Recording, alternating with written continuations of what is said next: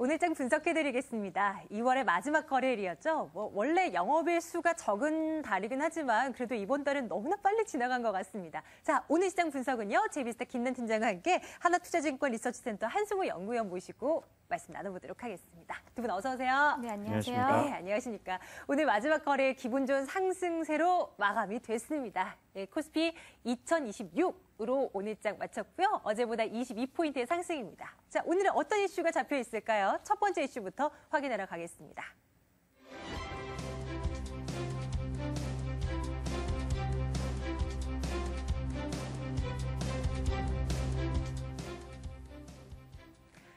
장 시작되고 9시 한 30분쯤 되니까 IT주들이 막 올라오고 있더라고요. 삼성전자 비롯해서 굵직한 IT 대형 업체들 여러분들 떠올리시는 거 그런 종목들 있죠? 그런 종목들 1% 안팎의 상승으로 마무리가 됐고요. 이런 IT주들이 가니까 또 지수가 또 올라오는 그런 형국입니다. 마감 가격 쭉 한번 보겠습니다. 삼성전자가 1% 이상 올라서요. 154만 4천 원대 거래를 마쳤고요. 뿐만 아니라 SK하이닉스, LG전자, 삼성 SDI까지.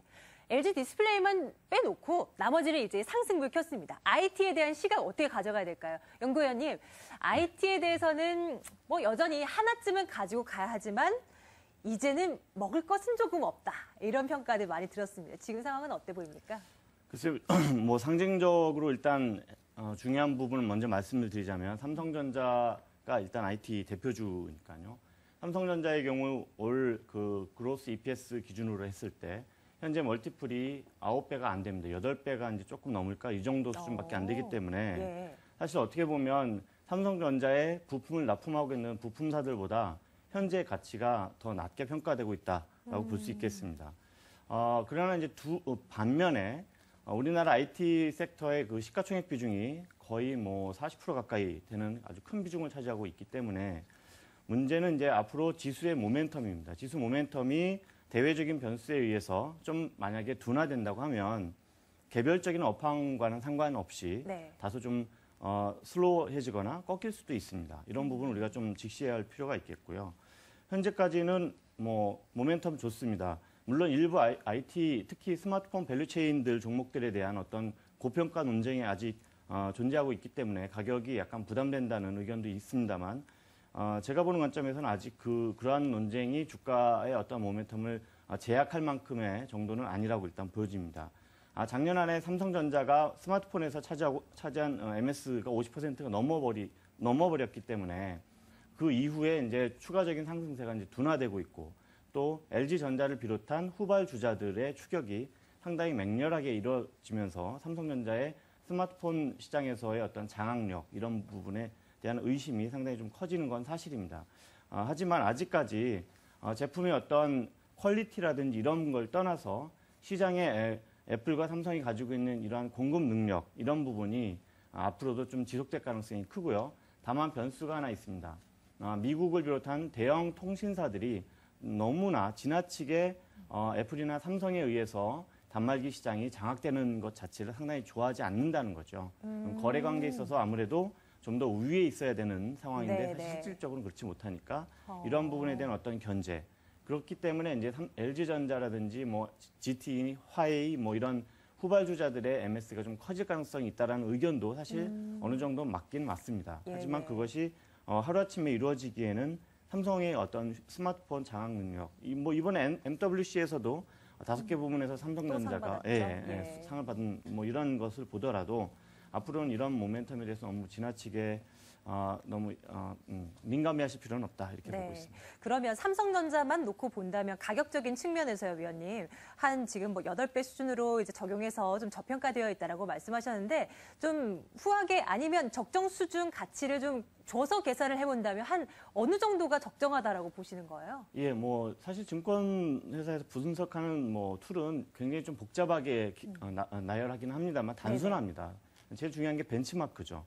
삼성전자와 같은 영업을 하고 또 같은 일을 하는 글로벌 피어 그룹들의 이제 멀티플이 어느 정도냐라고 이제 먼저 따지게 되는데 그렇게 놓고 본다면 애플이라든지 마이크론 테크놀로지, 마이크로소프트 이런 쪽의 멀티플은 다 12배, 15배 이상 되는 수준이니까 그렇게만 놓고 본다면 사실은 더 훨씬 많이 올라갈 수 있는 버퍼가 있는 거죠.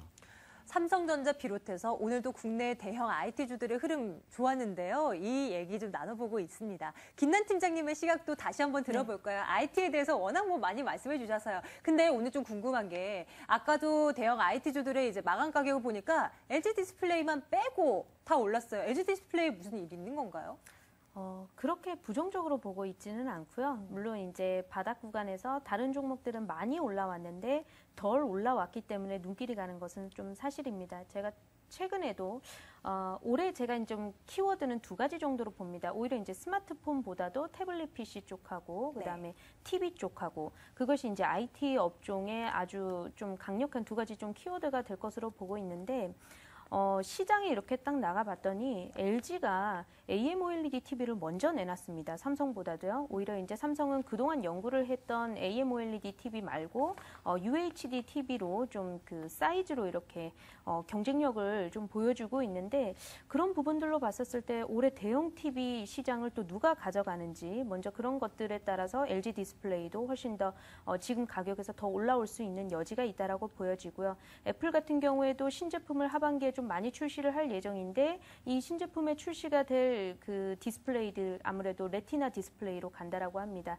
그렇다라고 보면 지금 현재 IPS 플러스 레티나 디스플레이를 같이 이렇게 고유하면서 시장에서 경쟁력이 있는 기업이 LG 디스플레이가 되다 보니까 아마 이쪽으로 계속해서 좀 성장을 할 수 있지 않을까. 물론 이제 주가가 지금 현재는 많이 올라오지 않았지만 오히려 그 시장의 투자자들 입장에서는 지금 같은 가격대에 또 공략을 해볼 수 있을 만한 가격대이지 않나 이렇게 예상을 해보고요.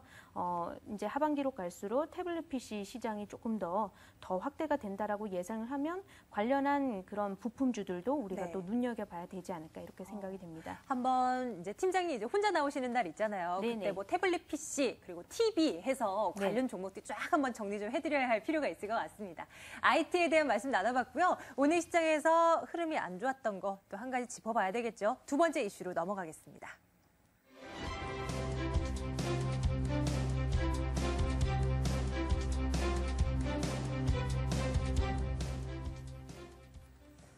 철강주들의 상대적인 약세가 이어졌습니다. 마감되면서 조금 이제 상승 반전한 종목들도 있긴 했는데요. 포스코의 움직임도 장 막판 들어서 조금 돌려놓긴 했습니다만 그동안 최근 며칠간의 흐름은 그렇게 좋지가 않은 모습이었습니다. 일단 실적이 개선될 것이다라는 얘기가 쭉 들어갔어요. 오히려 올해도 여전히 안 좋을 것이다라는 얘기 내면서 계속 지수의 발목을 잡고 있는 것 같습니다.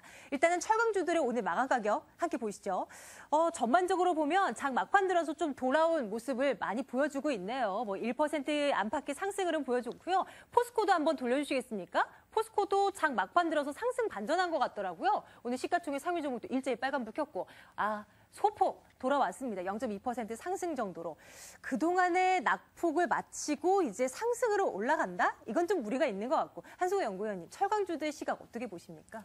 뭐 장기적으로는 그렇게 나쁘게 안 보고 있습니다. 근데 다만 단기적으로는 아무래도 이제 몇 가지 좀 불확실성 요인이 좀 있는 것이요. 첫 번째로 중국 내부의 철강제 가격이 지금 이제 중간 상인들의 재고 확보 움직임 때문에 다소 좀 반등한 건 사실이지만 이번에 이제 물론 3월 초에 양회를 통해서 중국 당국의 경제 정책 기조가 좀 공개가 될 것이지만 관련해서 아직까지 좀 너무 불확실하다는 것이고요. 또 두 번째로 최근 들어서 일본 엔화가 약세로 가면서 물론 이제 원자재 수입 가격이 올라가는 부담은 있지만 일본 철강제 가격의 수출 경쟁력이 되살아나고 있다는 것이죠. 네. 일본 철강사들을 대부분 한 40% 정도를 해외 수출하고 있습니다. 그런데 그런 부분을 국내 철강사들의 이제 영향력에 좀 미칠 수 있다는 이런 부분이 있겠죠. 예. 근데 위원님, 그 자동차주의 경우는 한동안 이제 엔화 약세로 인한 뭐 피해를 받는다라고 해놓고 지금은 오히려 조금 누그러진 분위기거든요. 근데 철강주들은 계속해서 왜 그에 대해 압박을 받고 있는 걸까요? 기본적으로 이제 철강주들이 이제 뭐 그 시장 자체를 말씀드리자면은 철강제는 무겁기 때문에 아주 원거리 수출하기 좀 힘들죠. 결국은 대표적인 로컬 시장인데 중요한 건 국내 주요 수요처. 네. 제일 많이 철강제를 쓰는 게 아무래도 조선. 그 다음이 이제 자동차. 그 외에도 이제 전자제품의 어떤 뭐 냉염 강판이라든지 뭐 이런 이제 국내 경기에 대한 어떤 그 연동성이 좀 있습니다. 그런 부분에 있어서는 잘 아시다시피 조선 경기가 좀 부진하고 네, 또 뭐 자동차 쪽도 약간 불안하다 뭐 이런 의견이 있고 또 건설 경기가 특히 또 안 좋지 않습니까? 그렇죠. 예, 예. 그렇다 보니까 이제 뭐 대외적인 변수라든지 이런 거에 대한 어떤 민감도가 상당히 올라온 상황이죠. 그런 영향이 좀 아무래도 좀 큰 상황이라고 말씀드릴 수 있겠습니다. 네. 철강주 한 일주일 정도 됐을까요, 팀장님? 그때 팀장님 나오셨을 때 철강주 한번 짚어본 기억이 있어요. 그때는 네. 흐름이 좀 올라서 짚어졌나? 뭐 그랬던 기억이 있어요. 그러면서 팀장님께서 현대제철은 그래도 다른 철강주에 비해서는 그래도 조금 점수를 줄 수 있겠다. 뭐 이런 말씀은 이제 이 정도는 해주셨는데 네. 어때 보입니까? 오늘 마감하면서 보니까요. 그 사이에 일주일 동안에 여러 가지 일들이 있었습니다. 지금 연구위원님께서는 실질적인 철강 쪽 어디로 매출이 되고 있나 이런 부분들에 대해서 좀 짚어주셨다면 아무래도 주식시장에서는 또 투자 심리 이런 것들이 상당히 중요한데 예. 중국 쪽에서 얘기가 나왔습니다. 부동산 정책을 좀 규제를 하겠다라는 어떤 그런 얘기들이 좀 모아지면서 어쨌든 이제 철강 업황 같은 경우에는 중국의 얘기로 국내에서 기대하는 부분이 워낙에 적다 보니까 아직은 좀 성장 국면에 좀 자리하고 있는 중국 쪽 얘기를 항상 좀 꺼내게 되는데요. 이쪽에서 부동산 규제 얘기가 나오다 보니까 최근 일주일 사이에 흐름이 별로 좋지는 못했습니다. 하지만 이제 이미 그 눌림목이 와 있는 구간에서는 지금 이제 버릴 가격은 아니라는 생각이 좀 들고요. 현대제철도 마찬가지라는 판단입니다. 물론 지금 가격에서 조금은 더 조정을 받을 가능성이 있는데 오히려 눌림목 구간에서는 계속해서 저는 일단 3월 초까지는 유동성 장세로 좀 흘러가리라고 좀 판단이 되거든요. 그러면 상대적으로 전차 군단도 그동안 또 많이 올랐기 때문에 네. 잠시 또 쉬어가는 흐름을 보여줄 때 다시 한번 시장을 좀 견조하게 받쳐줄 수 있는 여러 가지 업종들이 많을 거라고 좀 판단이 되는데 그중 하나로 철강 업황 업종 상당히 좀 그동안 눌려왔기 때문에 다시 네네. 한번 재차 반등할 수 있는 시기가 곧 오지 않을까 예상이 되고 그동안에 이제 좀 물려 계셨던 분들이라고 하면 오히려 그럴 때 차익 실현을 하시거나 혹은 이제 매수하셨던 가격에 네네. 나오실 수 있는 기회라고 판단이 됩니다. 기존에 가지고 계셨던 분들은 철강주가 내도록 뭐 주구장창 안 좋다는 얘기가 아니고요. 다시 한번 이 사이클이 돌려면서 조금 올라올 때 가지고 계셨던 분들 비중 확 줄이거나 아니면 이익 실현하는 것으로 신규 매수를 만약에 한다고 하더라도 트레이딩 관점으로 접근해야 되겠어요. 3월에는 또 중국에서 양회 있습니다. 예. 양회에 대한 기대감으로 항상 업황이 반짝반짝 빛나는 업종이 바로 또 철강 업종이 되겠는데요. 물론 좋은 얘기가 나와야 됩니다. 예. 어쨌든 우리가 기대를 걸어볼 수 있는 뉴스가 하나 있다라는 것 그렇기 때문에 지금은 다소 좀 버리기에는 아깝지 않나 이런 생각입니다. 여기까지 철강주는 정리해 보도록 하겠습니다. 세 번째 이슈 넘어가겠습니다. 이제 시장 상황 확인하겠습니다.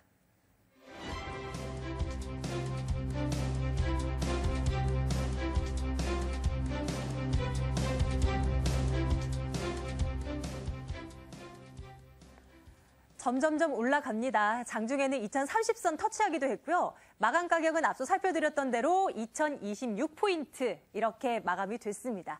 2월은 이렇게 잘 마무리됐고요. 3월 어떻게 될까 이제 준비를 해봐야 될 텐데 위원님 일단 2026까지는 잘 올라왔어요. 올라왔는데 왜 자꾸 이제 더 이상은 올라갈까? 여기는 이제 물음표가 딱 머릿속에 찍히거든요. 이 상황 지금 시장 어떻게 보고 계십니까? 네, 좀 뭐 느닷없이 또 불확실성 요인들이 이제 부각된 상황이죠. 사실 뭐 모르고 있는 내용은 아니었지만 시장이 워낙 또 이제 회복 국면에 있다 보니까 다소 조금 이제 주목을 하지 않았던 부분인데요. 기본적으로 1차적 그 이탈리아 쪽 문제는 아무래도 이제 뭐 앞으로도 계속 마이너스, 그러니까 시장에 별로 도움이 안 되는 요인으로 계속 작용을 할 것 같습니다. 근데 본질은 이탈리아가 내각을 구성하느냐 안 하느냐가 본질이 아니고요. 중요한 것은 이번에 이제 오성운동이라는 단체가 뭐 25% 가까운 의석을 점유를 했는데 그 정당이 주장하는 가장 기본적인 정강이 EU에서 탈퇴를 해야 된다는 부분이거든요. 근데 사실 그도 그럴 것이 이탈리아가 EU에 가입한 이후로 1인당 GDP가 사실 영국보다 앞섰던 나라가 영국보다 네. 떨어졌어요. 그러니까 그만큼 이제 수출이라든지 이렇게 산업 생산 경쟁력이 좀 떨어진 건데 뭐 영국도 사실 지금 거시지표 자체가 굉장히 좋지 않습니다. 거기도 스페인 못지않게 부동산 경기에 버블이 있었기 때문에 이런 양국의 어떤 흐름이 과연 이제 시장에 어떤 식으로 전개될 것인지가 관건이고요. 두 번째 미국의 시퀘스터 문제와 관련해서 뭐 그 시장에 큰 영향이 없다는 주장하고 또 굉장히 영향이 있을 거라는 주장이 아직 팽팽합니다. 근데 어느 쪽이세요? 기본적으로는 위원님께서? 영향이 네. 없을 수가 없겠죠. 네, 아무래도 그런 부분이 있기 때문에 FRB 의장이 전일 앞으로도 계속 자금을 이제 시장에 공급을 하겠다 이런 네네. 의사를 표명을 했던 것이고요. 따라서 지금 지수가 전고점을 또다시 넘어서 계속적으로 이제 상승 랠리를 가져갈 수 있다라는 전제는 제가 봤을 땐 조금 가능성이 희박하다고 보고 있습니다. 최소한도 어느 정도 박스권 흐름이 나타날 가능성이 크고요. 네. 거기에 대한 어떤 나름대로의 대비가 좀 있어야 되지 않나 이렇게 보고 있습니다. 잠시 뒤에 3월에 관한 구체적인 전략들 위원님 말씀 조금 더 들어보도록 하겠습니다. 이제 2월 말이고 이제 2월 마지막 날이었고 3월이 이제 코앞으로 다가온 지금 각 증권사에서 3월 한 달간 코스피 그 밴드는 어떻게 이루어질 것인가, 어떻게 흘러갈 것인가 이런 밴드 어김없이 또 내놨습니다. 뭐 빼놓고 갈 수는 없죠. 확인해 보도록 할게요. 자, 어떻게 나오고 있을까요? 아랫단으로는 키움증권이 제일 아래로 봤네요. 1900포인트까지 밀릴 가능성도 열어두는 거고요. 윗부분으로는 2150, 역시나 키움증권에서 가장 넓게 레인지를 설정해놨네요. 전반적으로 보니까 1950에서 한 2100포인트 안팎. 그로 이제 한 달을 내다보고 있는 것인데요. 이제 김난 팀장님의 의견도 함께 또 챙겨보도록 하겠습니다. 팀장님께서는 이제 3월 되면 3월이 기대가 되고 이제 3월에는 수익을 좀 날만한 그런 타이밍이 온다라고 계속 얘기해 주셨잖아요. 네. 3월에 대한 한 말씀도 해주셔야죠. 제 개인적으로는 한 2100포인트 정도는 그래도 도달할 수 있지 않을까 상당히 좀 긍정적으로 보고 있고요.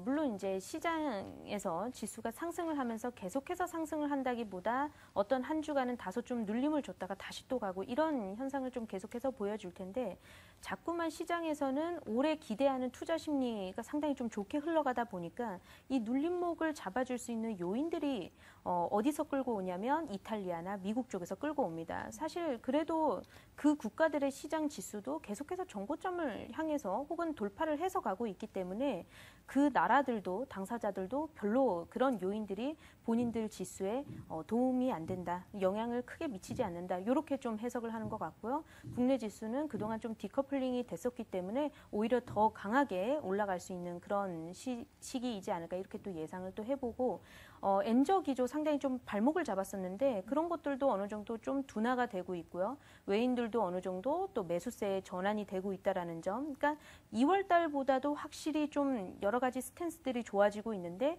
2월 달도 그렇게 지수만 놓고 봤었을 때 나쁘지 않았거든요. 결국에는 올라왔습니다. 그런 것들 감안한다라고 하면 3월에는 2월보다 더 좋은 장세를 연출을 할 것이고 물론 결과적으로 어떻게 될지 모르겠지만 중간 그 과정 속에서 2100포인트는 적어도 한 번은 좀 도달할 수 있지 않을까. 그것이 이제 3월 말이든 혹은 좀 늦춰져서 4월 초든 그렇기 때문에 지금 시장에서는 어느 정도 현금보다는요 현물을 준비를 해야 되는 그런 장세다 이렇게 좀 말씀드리고 싶습니다.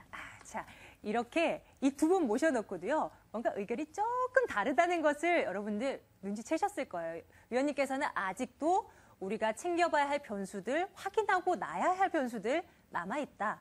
시장의 상당 부분을 강하게 뚫기는 조금 어려움이 있다. 트레이딩 관점, 보수적인 박스권 대응.